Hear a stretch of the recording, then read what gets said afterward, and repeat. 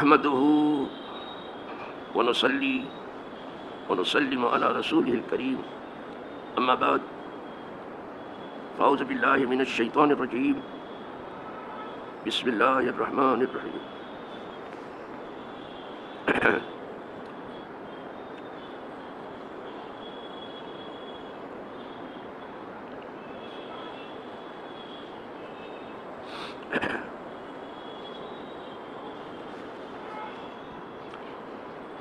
وعن ابی ہریرہ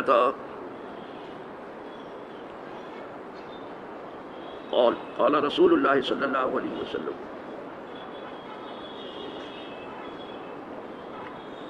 اذا جئتم الى الصلاة ونحن سجود فاسجدوا ولا تغدوه شيئا ومن ادرک رکعة من الصلاة فقد ادرک الصلاة. وعن انس قال قال رسول الله صلى الله عليه وسلم من صلى لله 40 يوما في جماعة يدرك التكبيرة الأولى كتب له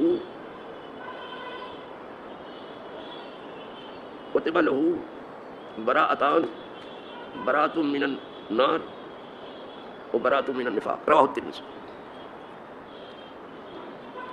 حضرت انس سے روایت ہے، کہتے ہیں کہ فرمایا رسول اللہ صلی اللہ علیہ وسلم کہ جس کسی نے 40 دن صرف اللہ کے لیے نماز پڑھی اور بھی جماعت کی نماز پڑھی، جس نے 40 دن صرف اللہ کے لیے جماعت کی نماز پڑھی، جماعت چھوٹنے ہی نہیں دیا 40 دن، نماز بھی صرف خالص اللہ کے لیے پڑھ رہا ہے، وہ کوئی دکھاوا نہیں ہے، کسی کو سنانا نہیں ہے.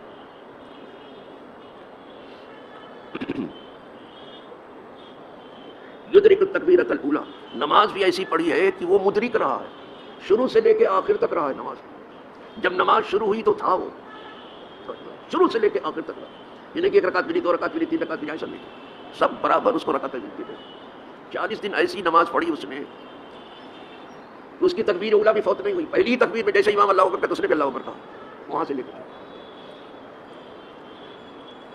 آج جس کسی نے 40 دن ایسی نماز پڑھ لی اس کی تکبیرۃ الاولیٰ بھی نہیں گئی، کوئی 1 رکعت جانا تو جانے دیجیے، ایک تکبیر بھی پہلی والی تکبیر بھی نہیں جانے پائی اس سے. اللہ جو ہے 2 چیزوں سے اسے بچا لیتا ہے، ایک تو وہ منافق نہیں ہوگا، دوسری اب وہ جہنم میں نہیں جائے گا. 2 چیز سے چھٹکارا دے دیتا ہے اللہ پاک اس کو. ایک نفاق سے، یہ بہت بڑی بیماری ہے، بہت بڑا مرض ہے، اس سے برا مرض کسی آدمی کو نہیں ہو سکتا.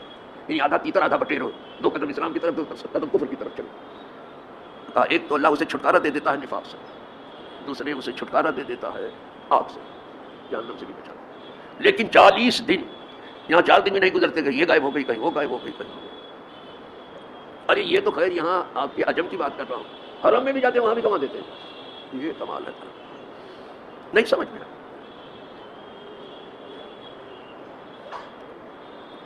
حرم میں تو پہنچ کر کے آپ ہر نماز کو اس کے وقت پڑھ لیں، کوئی نماز کا وقت جانے نہ پائے آپ اس کو آپ ادا کریں. تو یہ 2 بہت بڑی آفت کہہ لیجیے اسے، بہت بڑی مصیبت کہہ لیجیے. ایک تو نفاق، دوسرے جہنم کا عذاب. بہت بڑی مصیبت سے اللہ سے 40 دن مگر گزرنا. اچھا 40واں جو لوگ کرتے ہیں شاید یہ 40 دن کو دیکھ کر کے کرتے ہیں.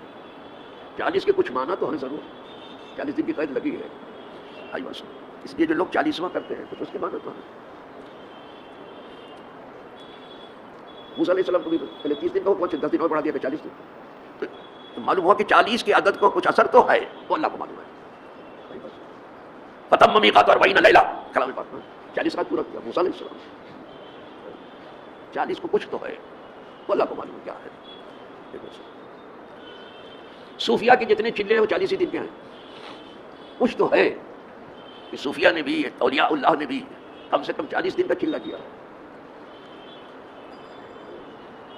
یہ چلہ کسی گوشے میں بیٹھ کے کھانے پینے کا نام نہیں ہے کہ کسی گوشے میں بیٹھ جاؤ بریانی کھاتے رہو، اس کا نام چلہ نہیں ہے. 40 دن کسی ایسی جگہ بیٹھ جاؤ جہاں بیٹھ کر کے اپنے نفس کو دبا سکو، تو نفس امارہ کو مار سکو. یہ نفس کا علاج کیا جاتا ہے، اپنا علاج کیا جاتا ہے. اب لوگوں کو دوسرے کی علاج کی کچھ فکر ہو تو ہو، اپنی نہیں فکر ہے. یہ کچھ نہیں، اپنی بھی فکر کرو. بہت بڑی دو مصیبت سے بچ گئے. تو یہاں ایک قید لگی ہے، ایک تو 40 دن کی نماز، وہ بھی صرف ایک اللہ کے لیے، نہ دکھانے کے لیے نہ سنانے کے لیے. ایک نمبر 2 اس کی یہ نماز جمع سے ہوئی 40 دن کی. 2 نمبر 3 وہ نماز میں مدرک رہا، شروع سے لے کے آخر تک رہا. یہ 3 باتیں 40 دن تک اگر ہو گئی، کوئی مشکل نہیں ہے آدمی کرنے کا. کرنا چاہے تو بالکل آرام سے کرنے کا. یہ 2 بڑی مصیبت سے بچ گئے. جو اس سے بڑی کیا مصیبت ہو سکتی ہے؟ نفاق سے بچ گیا، جہنم سے بچ گیا. چھٹکارا دے دیا قدرت نے، لکھ دیا. اور ایک بار چھٹکارا دے دیتا پھر نہیں ڈالے گا جہنم. یہ اس کی شان ہے. ایسی حدیث ہے. لہٰذا جو بیٹھے بیٹھے دیکھتے ہیں کہ اب اقامت ہوئی تو چلیں، تو 1 آدھ رکعت 2 رکعت چلی جائے گی، ان کو ہوش کے ناخن لینے کی ضرورت. پہلے سے آ جاؤ کہ تکبیر اولا بھی فوت نہ ہو، شروع سے لے کے آخر تک. ایک حدیث ہو گئی. دوسری سن لیجیے صاحب. وعن ابی ہریرہ قال قال رسول اللہ صلی اللہ علیہ وسلم من تودع فاحسن وضوءه ثم راح فوجد الناس قد صلوا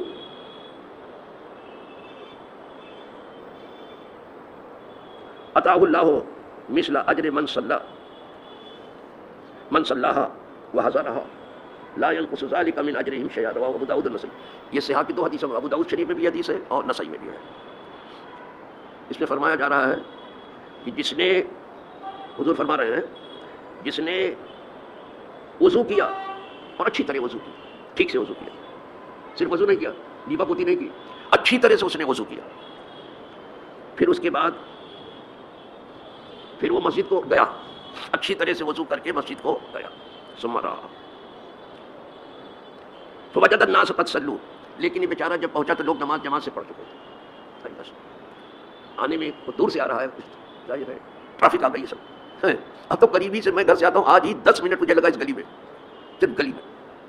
زور کی نماز. بہت پہلے چلا تھا کہ کچھ تلاوت کر لوں گا، لیکن وہ ٹریفک ہے. خدا کی پناہ. اس لیے کہ دکانداروں نے لوگوں کو چلنا پھرنا تقریباً بند کرا دیا اور گلیوں کو سرنگ بنا دیا. نہیں سے کوئی دیکھنے والا نہ کوئی سمجھ. ابھی کبھار جو ہے میونسپلٹی آتی ہے، چھو چھک کر کے چلی جاتی ہے. ادھر ادھر وہ گئی تھا، ڈبا گیا، اس کے بعد جیسا تھا ویسا سب. انا للہ و انا. تو بیچارہ گھر سے وضو کر کے آیا تو نماز کے لیے، لیکن راستے میں نہیں پہنچ سکا، نہیں آیا کسی وجہ سے. جب آیا تو جماعت ہو چکی تھی، نکلا تھا جماعت کے لیے اور ٹھیک وقت پر نکلا تھا، صحیح وقت پر نکلا تھا، لیکن اس کے باوجود بھی انسان کے ساتھ دوسرا نہیں پہنچ سکا. اب اس کو کتنی تکلیف ہوئی ہوگی جو جماعت کا پابند ہے. دیکھا کہ جماعت ہوتی، لکھا ہے کہ اللہ تعالیٰ اس کو جو ہے وہی ثواب دیتا ہے جو جماعت پڑھنے والوں کو ملا. اس لیے کہ صرف جماعت کی نیت سے گھر سے نکلا، صحیح وقت پر نکلا، لیکن کسی وجہ سے نہیں پہنچ سکا جماعت میں، تو اللہ اس کو وہی ثواب دیتا ہے جو جماعت سے پڑھنے والوں کو. جو اس کو افسوس ہوا. اب آپ کہیں کہ جماعت سے پڑھنے والوں کو تو اس لیے ملا کہ انہوں نے جماعت سے پڑھا. اس کو کہیں کو ملا؟ کہا اس کو حسن نیت کی وجہ سے، اس لیے نیت کی تھی کہ جماعت سے پڑھوں گا، اس کو نیت کا ثواب ملا. اچھی نیت کا ثواب ایسے ہی ملتا ہے. اس نے اچھی تو نیت کی تھی، اور ان کے ثواب میں سے کچھ کم بھی نہیں کرے گا اللہ. جماعت میں جنہوں نے پڑھی ان کے ثواب میں سے کاٹ کے نہیں دے گا کہ آدھا تم لے لو آدھا ان کو دے دو. نو، تم لوگ پورا اپنا لو. جنہوں نے پڑھا، اس نے نہیں پڑھا، اچھی نیت کے ساتھ نکلا، ہم اس کو پورا ثواب دے دیں. اس سے زیادہ اور قدر کیا چاہیے آپ؟ اس کو پوری جماعت کا ثواب ملتا ہے. فرق یہ ہے کہ ان کو عمل کرنے کا ثواب، اس کو حسن نیت کا ثواب. حسن نیت ایک عظیم رحمت ہے اللہ کی. نیت کو سنبھال لو، اچھی نیت کر دو سب جگہ. کبھی کچھ کرنا پاؤ گے تو اس کا ثواب تمہیں پہنچ سکتا ہے، لیکن سچی نیت ہونی چاہیے، جھوٹ پھوٹ کی نہیں، سچی نیت ہونی چاہیے. 2 حدیث ہو گئی، اچھی بات ہے. تیسری بھی سن لیجیے صاحب.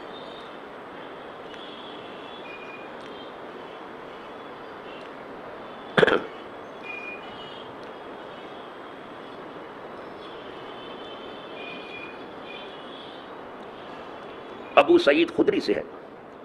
قال جابر، حضرت جابر کہتے ہیں، رجل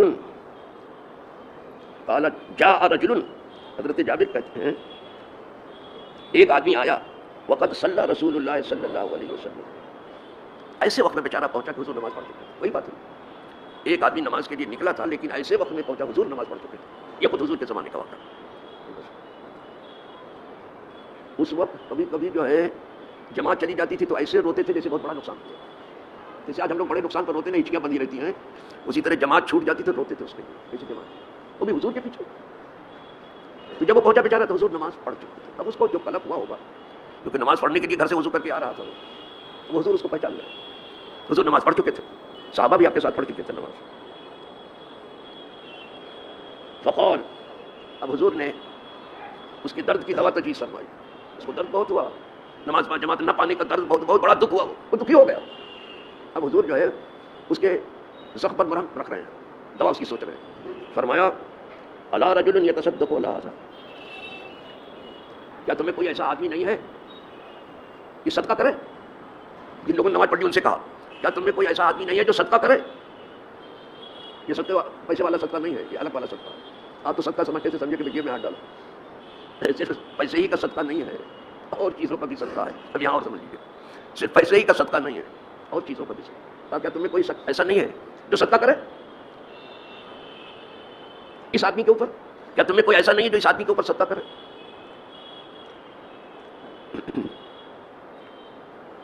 یہ سلیم, اب اس کو حضور کھول دیں, اس کے ساتھ وہ کھڑا ہو جائے نماز پڑھنے کے لیے. فرض پڑھ لیا نفل کی نیت سے اس کے ساتھ کھڑا ہو جائے, اس کا صدقہ ہوگا. دیکھنا فرض تو پڑھ چکا میرے ساتھ, اب ڈبل تو ہوگا نہیں فرض, لیکن نفل تو کر ہی سکتا ہے. تو اس آدمی کے ساتھ نفل کی نیت سے پڑھ لے, اس کا فرض ہوگا, اس کا نفل ہوگا, اور اس آدمی کا یہ صدقہ ہوگا. دیکھ رہے ہو, اس لیے کہ 1 سے 2 کی نماز بیسٹ ہے, 1 کے مقابلے میں 2, اور 2 کے مقابلے میں 3 کی بہتر ہوتی ہے. پھر جتنی بڑھتی جائے جماعت اتنی بہتر ہوتی ہے.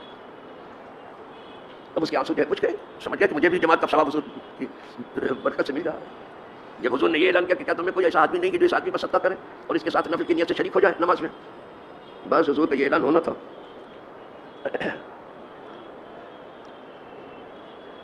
فقام رجل, تو ایک آدمی جو ہے کھڑا ہو گیا نفل کی نیت سے اس کے ساتھ. فصلی معه, تو اس کے ساتھ پڑھ لیا. اس آدمی نام نہیں لیا گیا کہ کون کھڑا ہوا, ایک آدمی کھڑا ہوا. رجل صرف رجل مانی مار, ایک مرد کھڑا ہو گیا فوراً. شرح لکھنے والے لکھا جانتے ہو کون آدمی تھا جو کھڑا ہوا, جو نیکی میں پہلے سب سے آگے نکلتا, وہ صدیق اکبر تھا. کسی کو نیکی میں آگے بڑھنے ہی نہیں دیتے تھے. ہم گناہ میں کسی کو آگے نہیں بڑھنے دیتے, ہم سے آگے کیسے جاؤ گے گناہ میں؟ گناہ میں لت فت ہے, پتہ نہیں کتنا کا پیٹ ہی نہیں بھر رہا ہے گناہ کر, نہ جھوٹ بول کے پیٹ بھر رہا ہے, نہ وعدہ خلافی کر کے پیٹ بھر رہا ہے, نہ امانت میں خیانت کر کے پیٹ بھر رہا ہے. سجدہ بھی ہو رہا ہے, پتہ نہیں کیا ہو رہا ہے, پتہ مجھے اللہ کو معلوم ہے کہ کیا ہو رہا ہے, اللہ جانتا ہے کیا ہو رہا ہے, الا ماشاء اللہ. تو صدیق اکبر کسی کو کسی نیکی میں جلدی سے بڑھنے نہیں دیتے تھے. ادھر اعلان ہوا, کھڑے ہو گئے اس کے ساتھ. تو ایک تو یہ معلوم ہوا کہ 1 سے 2 کی نماز بہتر ہے, 2 سے جماعت کا ثواب شروع ہو جاتا ہے, تو اس نے جماعت کا ثواب پا لیا. دوسرے صدیق اکبر کی طرف یہ صدقہ ہو گیا, یہ بھی صدقہ ہے. اب یہاں سے پتہ چلا کہ نماز کا بھی صدقہ ہے. اسی لیے لکھا جب کچھ اپنے لیے نماز پڑھ کے اپنے مرنے والے ماں باپ کے لیے بھی نماز پڑھ کے بخش دیا کرو کہ اللہ یہ صدقہ ہے ہمارے ماں باپ کے لیے. بس جسے پیسے کا کرتے ہو نا, اسی طرح کچھ نفل پڑھ کے ماں باپ کو بخش دیا, کہ ہماری طرف یہ صدقہ ہے. اسی پر یہ دوسری فصل ختم ہوئی. ابھی تیسری فصل اس میں اور زیادہ تفصیل ہے, اللہ کو منظور ہے تو آپ اس کو بھی سن لیں گے انشاءاللہ. آج تو اسی پر اکتفا فرمائیں, اور چونکہ دوسری فصل ختم ہو گئی اسی پر تینوں میں نے پڑھ لیا. یہ تو تھوڑا سا بیان زیادہ ہی آ جائے تو اچھا ہے, کیونکہ پھر ہم رمضان میں بیان نہیں کر سکیں گے, اس لیے کہ ہمارے پاس اب اتنی جان نہیں رہ گئی ہے کہ روزہ بھی رکھیں, تراویح بھی پڑھیں, اور جو ہے پھر بیان بھی کریں. اب اتنی جان نہیں رہ گئی ہے. رمضان میں ہم نہیں بیان کرتے ہیں, بس نماز رمضان کی نورانیت سے اور رمضان کی برکت سے بس یہی امید کرتے ہیں کہ ہماری نمازیں ہو جائیں, ہماری تراویح ہو جائے. سمجھا, یہی اگر ہو جاتا ہے تو بہت بڑی چیز. لوگوں نے کہا تھا کہ آپ فرض پڑھا دیا کیجیے, پھر تراویح کرسی میں بیٹھ کے پڑھ لیا کیجیے, جیسے سب پڑھتے ہیں ویسے. ٹھیک ہے, نہ پڑھ سکیں گے تو بیٹھ جائیں, کرسی کہاں دور ہے, کیونکہ دوسری فصل ختم ہوئی ہے. لہٰذا